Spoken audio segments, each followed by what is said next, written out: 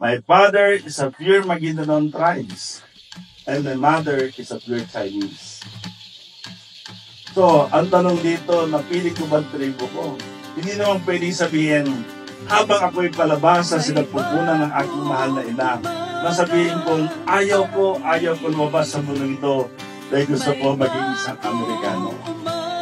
Meron bang tao na nakapili kung siya ba ay Ilonggo, Ilocano, Iduray, Manubo, Bilaan, Maguindanao, Maranao, or whatever tribes that we have? Wala. May isa sa atin ay hindi tayo binigyan ng oportunidad na nag-isang Panginoon nang pumili kung ano ang tribo ng bawat isa sa atin. Dahil ano ang mensahe ng Diyos yan? Ang mensahe ng Diyos ay lahat ay anak ng isang Panginoon.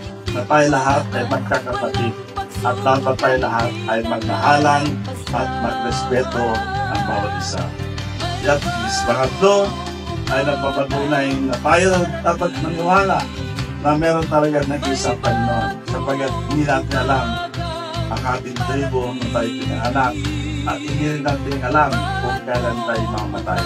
Kaya napakalaga na magsamba kung ano man na reliyon ninyo, maging Islam, Christian, Sabalista, or whatever religion that you have.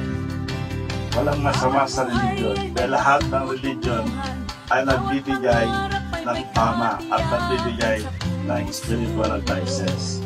So, mahalin ninyo ang inyong sarili, mahalin ninyo ang inyong reliyon, magsama-sama tayo at magmahalan po tayo.